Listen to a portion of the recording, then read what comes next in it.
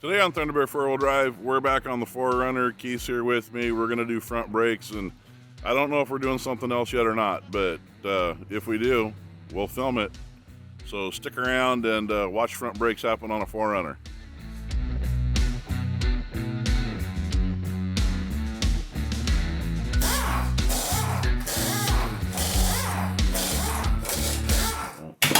Easy now. Broke it. Let me see that. Which extension was that? It's John Deere. Oh, okay. It's not a snap-on. Sorry. I was like, you just broke a snap-on extension? That's awesome. There you go. There we go. So you get inside here, and then you can kind of get something between the pad and the rotor and start to depress the pistons. If you do it while it's on here, everything's contained, and you're less likely for it to push in on here and have a piston over here pop out. Fully replaced anyway. I don't mind sacrificing the rotor. Well, that's why I was having us do it now. So what we just did was this is the steering arm that goes to the back of the knuckle assembly, and the bolts that secure the steering arm to the back of the knuckle capture this stupid little tin plate that holds the brake line in place. So if there's a better way, angle that better. So if there's a better way, Toyota people, tell us in the comments how this is actually supposed to work. But without disconnecting the brake lines. Without disconnecting the brake lines. So we opted to go ahead and remove the bolts so that we could get this off. Tell us if it's safe to put a notch in this somewhere so that you can safely remove the brake assembly and then put the little clip back in at a later point in time. So it seems really like a lot of work, and this is a mid-90s thing. I wasn't a big Toyota mechanic, so you know, some of this is new for me, obviously, and poor Keith here, he's learning on the fly too. So there we go, focus again. So now we're down to the hub assembly.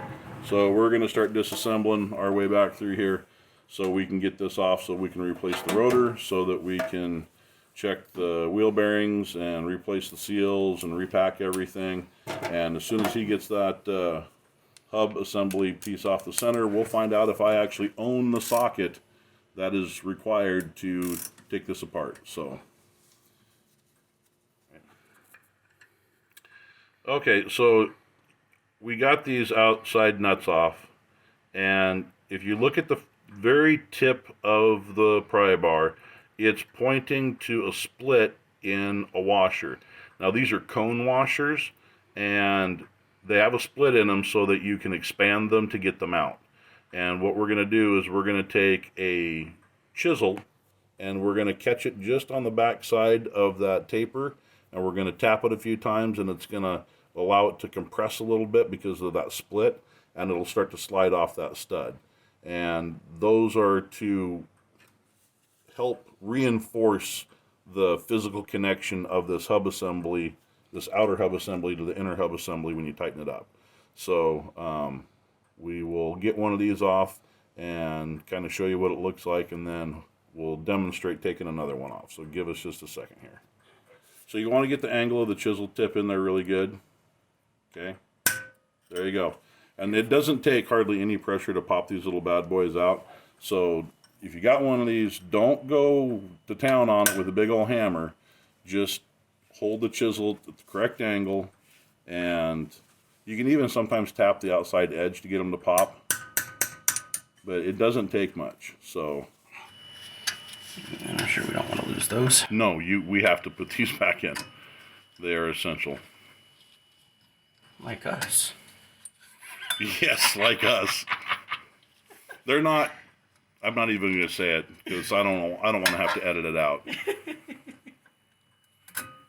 When I talked about having that particular ailment, I didn't even name the ailment. The crud. The crud. Some people like to enjoy their crud with lime and on the beach. Some people do. Sometimes that's the only way to make the crud bearable.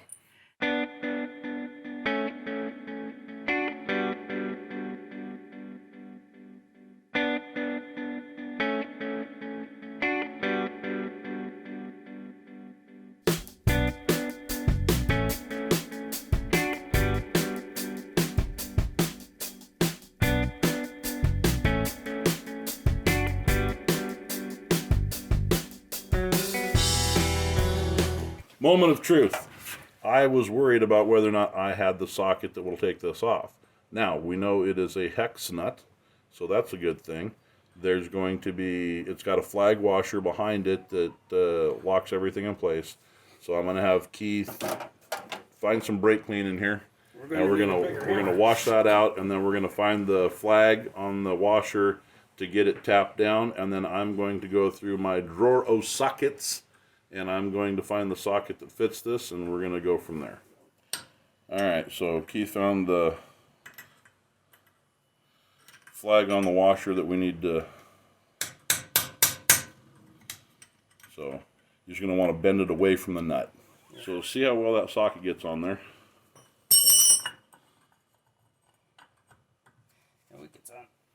Okay, use the hammer to kind of finish getting it on.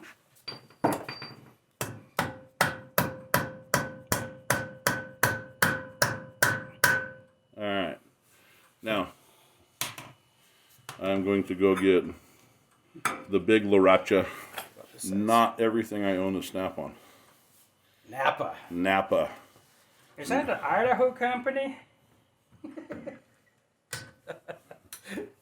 Sorry.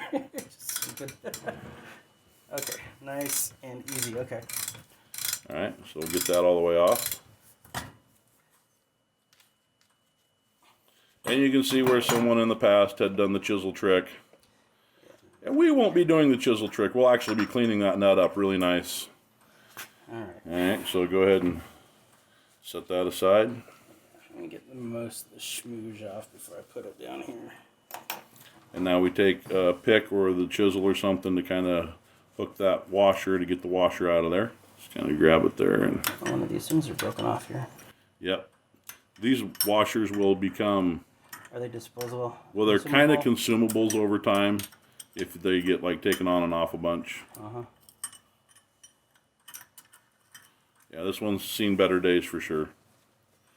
And then just grab our socket and you won't even need the ratchet. I could only imagine how much that would cost in Snap-on flavor. The ratchet? Yeah. They're not inexpensive.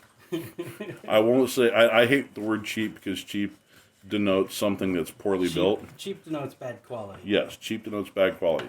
Something can be inexpensive and be high quality. Oh, yes. Yeah. All right, so before we take anything else off, we're going to have to, you know what? Everything just came off. I'm guessing they will slide over the top of that. There you go, whole thing. Bada boom. That was surprisingly easy. I suppose we want to clean all this grease off. Oh yeah. We're gonna clean up all the stuff. Clean all that. It's gonna be shiny smooth when we're done. So things we want to inspect. So Keith's gonna get the light up here for me. Okay, you're gonna get all the way back in here and make sure where your sealing surface is, where the seal is, that's not all torn up. And I feel some grooves in there. We might have to doctor that with some emery cloth. This is your inner race land right there. And you want to make sure that there's no hot spots on it from the bearing spinning. Out here is where your outer race, inner race sits. And I don't see any, I mean, it's a little discolored like it was spinning maybe at one time.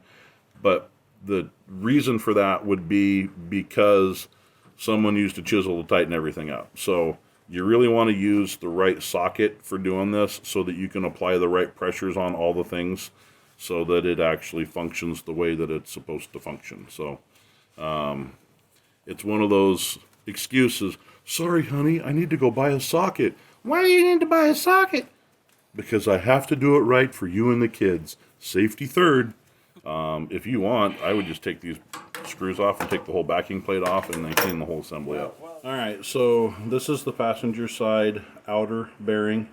You can see that nasty dark gray space there in the center of the rollers. That means that this bearing was beginning to fail. Come over here, this is the inner bearing, and it doesn't look bad, but it doesn't look awesome. So because we're doing the outer bearing, because we're doing the outer bearing, we're doing the inner bearing as well. So if you look at the outer race, you can see that darker gray zone in the middle of the race. That is also where you can see the race is starting to get pitted and nasty and start to fail. So, I mean, everything's still intact.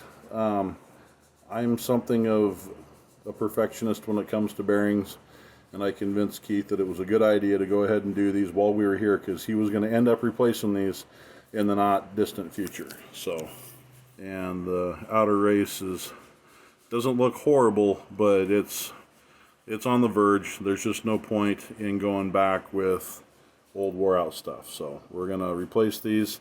He's finishing cleaning up the hub the last go around, and we'll drive new races in. We'll get the bearings packed, and we'll get this put back together.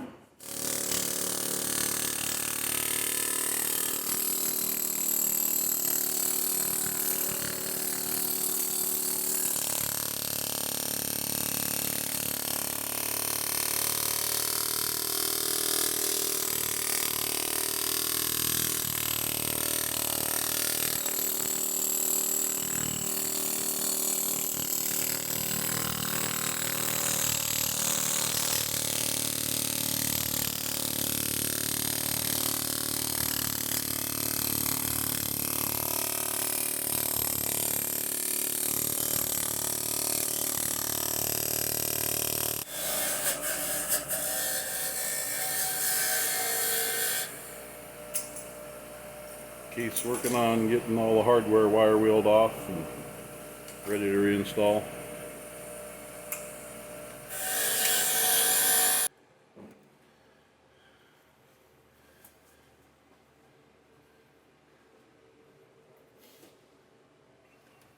Seal number 2.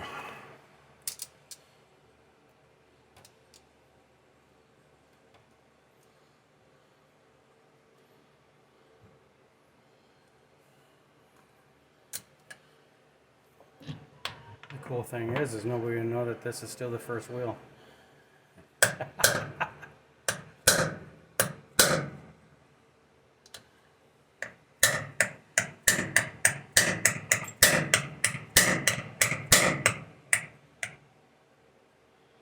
Is it still catching?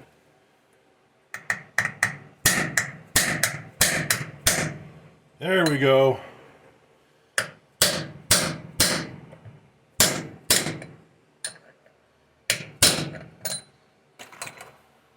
Very nice. That is how it's supposed to be done. So if you cut out the audio, they'll still not know that it was done again. Because everything just goes perfectly on YouTube. Well, I try to be a little more honest than that. But, you know, saving one's embarrassment does have its perks. So, all right, let's get the rotor back on there. We'll pack the other bearing. All about that.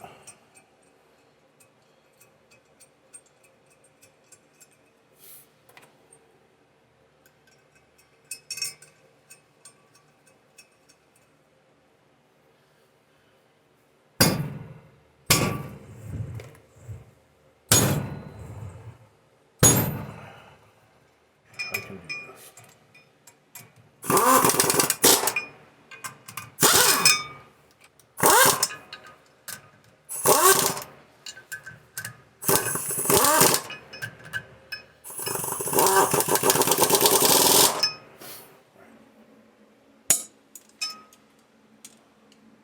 Do these go on star pattern too? Yep.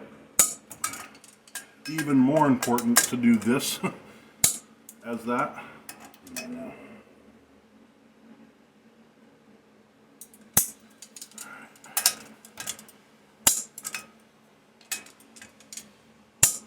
There's really not that much difference there, huh?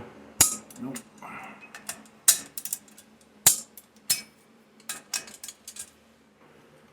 So we got the backing plate cleaned up and this outer dust seal cleaned up. We're not going to replace it because its only job is to add an extra layer of protection for the hub.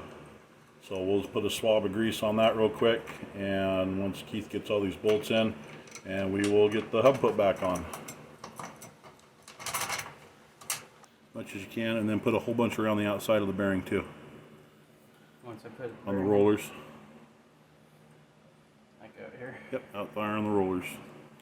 So that way when it comes in contact with the race, it's pre-lubed. Oh, yeah. There you go, there you go, there you go, there you go. So we did have a few issues with the wheel nuts for tightening up the wheel bearings.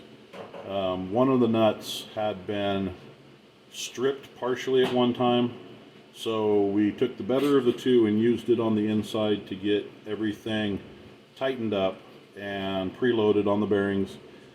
And then it took us about 20 minutes to get the outer nut started to thread properly, and it caught and went, and I torqued it down to 100 pounds. And so we've got the flag nuts folded over, the flag washer folded for it so it can't back out. Everything's good and solid. So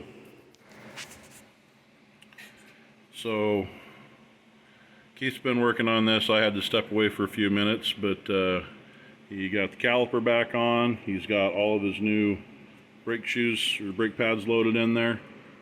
He just got the steering arm reattached, and we're going to torque that down in just a second. And he's getting ready to put the hub on.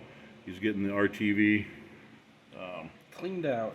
prepped as best as we can. Here you go. Have a plug. There you go. Just like that. Way easy. Way easy. Start it with the power key. Good. Got all the cone washers back in, putting all the little hard washers on the outside now. Dome nuts. And the dome nuts. Nicely cleaned off, de-rusted. Everything's all wire wheeled and cleaned, and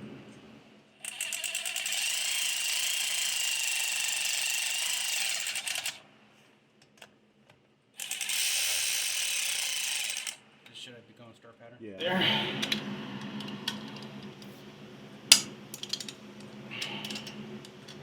And you're going to want to make multiple passes.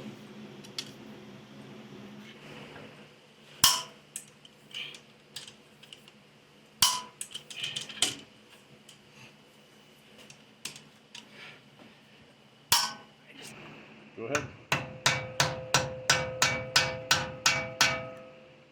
There you go. Sealed up. I want to thank everybody for watching our little break video here. We got done with that a couple days ago. I've been working on trying to sort out the starting problem ever since. I've already started working on that video, so hopefully I can have that released here before too long.